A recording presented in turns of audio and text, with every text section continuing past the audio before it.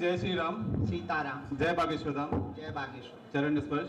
खुश रहो। ये नेपाल में अभी जो इतना हुड़दंग चल रहा है और अभी भी चल ही रहा है, इससे पहले भी बहुत हो चुका है क्योंकि आगजनी हुई है, तो हम सनातनियों को कैसे सुरक्षित रखना है और हम कैसे सेफ रह सकते हैं, क्योंकि आने वाले समय में हो सकता है कि यहाँ पर हमारे देश में भी कुछ ऐसी परिस्थिति आए, तो हम लोगों को कैसे सुरक्षित रहना है। माला और भाला रखो, माला भी रखो, भाला भी रखो, तभी ठीक रहोगे। कानून है इस देश में, संविधान है, उसके हिसाब से चलना है। यदि लाइसेंस मिल जाए तो बंदूक भी रखो। दूसरी बात, हम इसका मतलब युद्ध की तैयारी नहीं करवा रहे, लेकिन दोनों की आवश्यकता है। हमारे सनातन धर्म के सभी भगवान, सभी देवी देवता शस्त्र और शास्त्र दोनों साथ रखते हैं। तीसरी बात, हमको ये विचार ही नहीं करना है कि युद्ध होगा। हम ऐसी विचारों की भावनाओं को फैलाएं कि युद्ध ना हो, फिर से प्रभु राम हो, फिर से भगवान कृष्ण प्रकट हो और बुद्ध हो।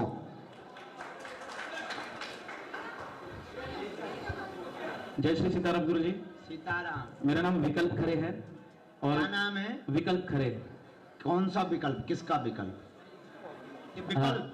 विकल्प विकल्प जी गुरु जी, मैं गाजियाबाद से आया हूं और रहने वाला बेसिकली छतरपुर का ही हूं। प्रश्न मेरा ये है, हम ब्लॉगिंग करते हैं, हर जगह वीडियो बनाने जाते हैं, तो जहां कहीं भी अगर वीडियो में गलती से भी हमने कभी अपना पहनावा भी रख लिया, माला डाल ली, तिलक लगा लिया, तो भरपूर मात्रा में हमारे सनातनी ही हमें ट्रोल करने लगते हैं कि आप तो फलानी पार्टी के हो, इसके अब वो कर रहे हो। इसके विषय में गुरुजी हमें कभी कभी जवाब नहीं सोचते कि हम इनको किस तरीके से हैंडल करें। सुनो, दुबई में सबसे ज्यादा छुट्टियां तब ली जाती हैं जब रोजा होता है, और वो इसलिए इस्लाम धर्म को मानने वाले लोग पृथ्वी पलट जाए पर वो अपने नियमों के पक्के हैं। 5 रोजाना नमाज नहीं छोड़ते कुछ लोग, शुक्रवार को तो जाना छोड़ते ही नहीं। हिंदुओं की यही सबसे बड़ी त्रुटि है कि वो तिलक लगाने पर भी अपने आप पे हंसता और दूसरों पे भी हंसता, शिखा रखने पे भी हंसता और दूसरों को भी हंसता। इसी कारण से हिंदू घट रहा है। हिंदुओं के घटने का सबसे बड़ा कारण है हिंदू ही अपने धर्म की मजाक बनाता है। अब सबसे बड़ा मजाक तो ये बनाया जाता, पटाखों में, पॉलीथनों में, बड़े बड़े प्रोडक्ट की पॉलीथनों में देवी देवताओं का फोटो लगाते हैं, अगरबत्तियों में भगवान का फोटो लगाते हैं। और तो सबसे विचित्र बात सुनो, हमारी सनातनी लोग, कुछ लोग राम बूट हाउस नाम लिखते हैं। तुमने कभी दूसरे मजहब के भगवान के नाम का नहीं सुना होगा, पर अपने का नहीं। हमारी प्रार्थना है, हिंदुओं की यही विचारिक क्रांति लाने की आवश्यकता है कि यदि वो ये बात जाने, स्वधर्मे निधनम श्रेया पर धर्मो भयावह, अपने धर्म में मरना श्रेयस्कर है दूसरे धर्म के बारे में विचार करने से। और हमको यदि अपने धर्म को बचाना है तो पहले हाथ से हाथ को मिलाना पड़ेगा, मन से मन को मिलाना पड़ेगा, तभी धर्म को बचा पाएंगे। महाराज जी के श्री चरणों में कोटि कोटि प्रणाम। महाराज जी, जिस प्रकार लव जिहाद पूरे मध्य प्रदेश में फैल रहा है, और चूंकि हमारे दमोह जिले में 4 केस अभी वर्तमान में आ गए हैं, महाराज जी एक विषय ऐसा है कि जो महिलाएं हैं उनका घर से बाहर निकलना दिक्कत हो गया है। तो कहीं हमारे सूत्र बताते हैं कि जो प्रशासन के जो मजिस्ट्रेट वगैरह रहते हैं वह भी सपोर्ट कर रहे हैं। महाराज जी, बहुत चिंताजनक विषय है। देखिए, घटते संस्कार बढ़ते अपराध का कारण है। संस्कारों की हीनता के कारण अपराध बढ़ रहे हैं। लव जिहाद में पहली भूल तो बच्ची की है, पर उससे ज्यादा बड़ी भूल परिवार की भी। हम अपने बच्चों को बाल्यकाल से ही इतने सनातन के प्रति कट्टर बनाएं कि वो दूसरे धर्म में जाने का विचार ना करे, बल्कि दूसरे को अपने धर्म से प्रभावित करें। रामचरितमानस का पाठ ना पढ़ाया जाना, संस्कारों का ना देना, आजकल वर्तमान में अपराधों के बढ़ने का सबसे बड़ा कारण है। इसलिए बच्चों के संस्कारों को हिंदुओं को बचाना पड़ेगा। अब लव जिहाद से बचाने के लिए, लव जिहाद से इस देश से बचने का एक ही उपाय है, हे बेटियों, हे बहनों, तू काली बन, तू दुर्गा बन, तू काली बन, पर कभी ना बुर्के वाली बन। यही एकमात्र उपाय है कि हमारी बहनों के समझ में, बेटियों के समझ में ये बात स्थापित हो जाए, भैया सो लव जिहाद से, लफड़ा से बच सकते हैं, वरना अपने दाम खोटे दूसरे को काखोरी देंगे। महाराज श्री, मेरा सवाल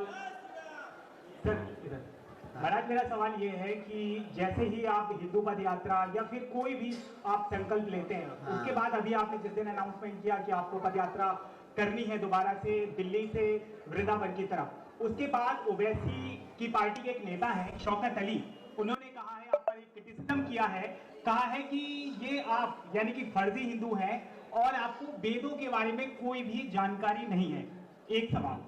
और दूसरा मेरा सवाल ये है कि जैसे आपने एक पद यात्रा कर चुके हैं, दूसरा पद यात्रा आप करना स्टार्ट कर चुके हैं, करेंगे, माफ करिएगा, ये कब तक अनवरत चलता रहेगा? क्या इसका कोई एंड पॉइंट आएगा? यानी अब ये चीजें आप कब आपको लगेगा कि अब ये संपूर्ण तृप्ति हो गई है?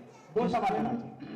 सुनो, जो आपने कोई नाम लिया है, हम उनका नाम अपने पवित्र मुंह से नहीं लेना चाहते।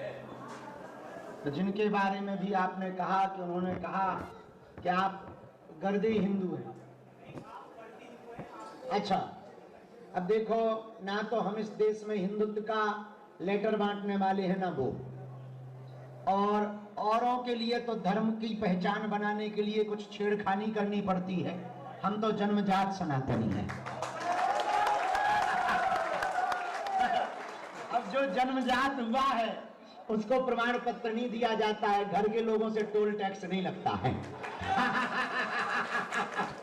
इसलिए हमको प्रमाण पत्र की आवश्यकता या प्रति उत्तर देने की आवश्यकता नहीं है, और उनसे प्रमाण पत्र लेने की आवश्यकता नहीं है।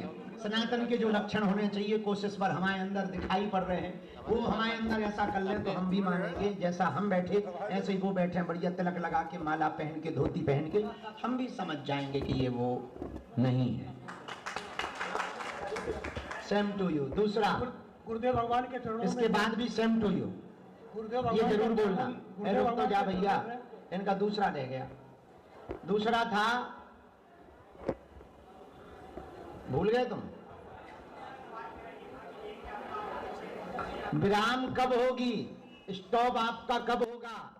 जब लोगों के दिलों में, विचारों में, भारत की गली गली में हिंदू राष्ट्र का ध्वज फहरा जाएगा, उसी दिन विराम कर दी जाएगी। अब तब तक तुम इंतजार करो, हम लगे हैं, देखते हैं दम कितना बाजुए कातिल में। गुरुदेव भगवान के चरणों में कोटि कोटि प्रणाम। तो गुरुदेव, ये थोड़ी शंका है कि ये पिछली बार हम यात्रा में शामिल हुए थे एक दिन, हाँ, लेकिन कुछ लोग आप आज भी पूछ रहे हैं कि जैसे रजिस्ट्रेशन अनिवार्य है एक दिन के लिए या 2 दिन? ना ना ना, कोई अनिवार्य नहीं है रजिस्ट्रेशन। 7 दिन के लिए चलें तो अनिवार्य है, ताकि हमें पता लगे कि कौन आ रहा है, कहाँ से आ रहा है, और कितने लोगों की व्यवस्था परमानेंट करनी है। एक दिन के लिए आ सकते हैं, कोई रजिस्ट्रेशन अनिवार्य नहीं है, पर रजिस्ट्रेशन करें तो अच्छा होगा। धन्यवाद। गुरुजी, नमो राघवाय। नमो राघवाय बहन। सारे राघव परिवार की तरफ से आपको बहुत बहुत शुभकामनाएं यात्रा के लिए। मेरा प्रश्न यह था गुरुजी कि जैसे जो माताएं बहनें मतलब मानसिक रूप से साथ देना चाहे, शारीरिक रूप से ना जा पाए यात्रा में, और बहुत उनकी इच्छा है, मैं भोपाल से हूँ, वहाँ बच्चियों से लेके वृद्ध माताओं की बहुत इच्छा है कि वो कैसे सहयोग करें, तो कृपया इस पे प्रकाश डालें। आप तन से पद यात्रा में सम्मिलित नहीं हो सकते तो घर बैठ करके ही हनुमान चालीसा पाठ करके हनुमान जी से प्रार्थना करें कि गुरु जी की पद यात्रा भी सफल हो, भारत हिंदू राष्ट्र हो।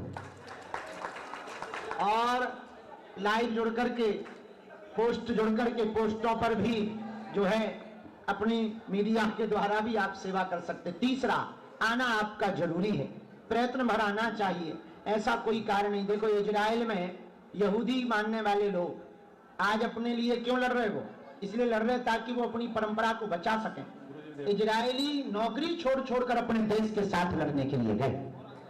उसी प्रकार हम सनातनियों को नौकरी तो नहीं छोड़नी है, पर प्रयत्न भर, चाहे जो हो जाए, एक दिन का भी समय मिले, तब भी हिंदू एकता पद यात्रा में दिल्ली से वृंदावन तक पहुंचना है। जय हो गुरुजी, मेक इन मीडिया की तरफ से चरणों में नमन। जय हो भैया। प्रभु, यमुना, माँ यमुना के लिए हम लोग काफी कवर कर रहे हैं दिल्ली के अंदर, और हमें जो वहाँ संतगण रहते हैं यमुना पे घाटों पे, उन्होंने कही कि संतों से रिक्वेस्ट करें कि वो जो पूजा पाठ की वेस्टेज है, जो भी चीजें गिराते हैं, वो कम से कम आह्वान करें आप जैसे संत, ताकि वो रुके। उससे भी काफी सफाई पे अंकुश लगेगा, मतलब सफाई होगी उसमें गंदगी की। तो आप इसके ऊपर क्या कहेंगे, और माँ यमुना की सफाई किस तरीके से यात्रा में? स्वच्छता से शिक्षता नजर आती है। आप कितने श्रेष्ठ हैं ये आपका रहन सहन बताता है।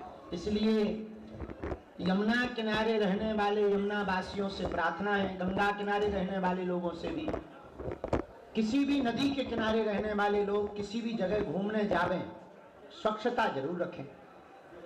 जगह शुद्ध होगी तो विचार भी शुद्ध आएंगे। आपके अपने निजी जो ऐसी चीजें हैं जो फेंकने योग्य हैं, उनको यदि डस्टबिन में डालें तो भारत भी स्वच्छ होगा, विचार भी स्वच्छ होंगे, गंगा भी स्वच्छ होगी और यमुना भी स्वच्छ होगी।